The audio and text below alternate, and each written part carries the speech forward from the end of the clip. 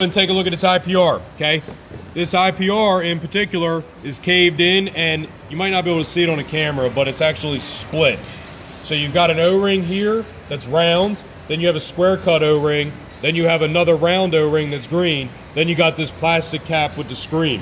Anytime you're rebuilding these things, you need to make sure that you put those O-rings back in that order.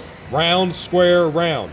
Round, square, round. If you mix that up, you're going to end up with an ICP leak and a crank nose start shortly after getting this thing.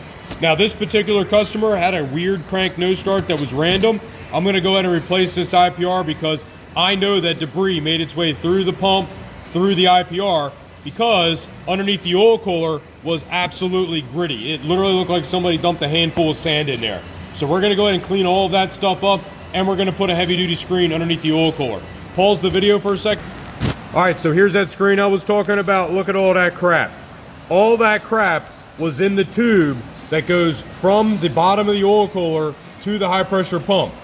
All that crap went through that high pressure pump, went through that IPR. Anytime somebody does an oil cooler and this screen is blown out, you have to make sure you clean that tube out, because if you put it back together, you're gonna be back in the shop with this with a crank nose start, which is why the truck's here right now. This screen is intact. That's because the filter was just done, or this screen was just done with the oil cooler about 6 months ago.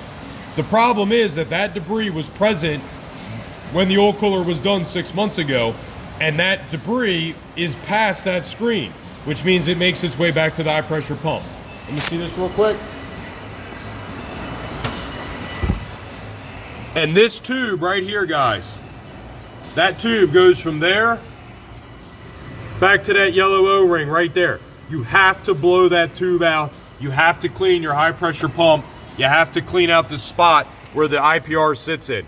If you don't, because that's where the screen sits, all that debris, like look at all that debris, look at all that. It feels like straight sand in there.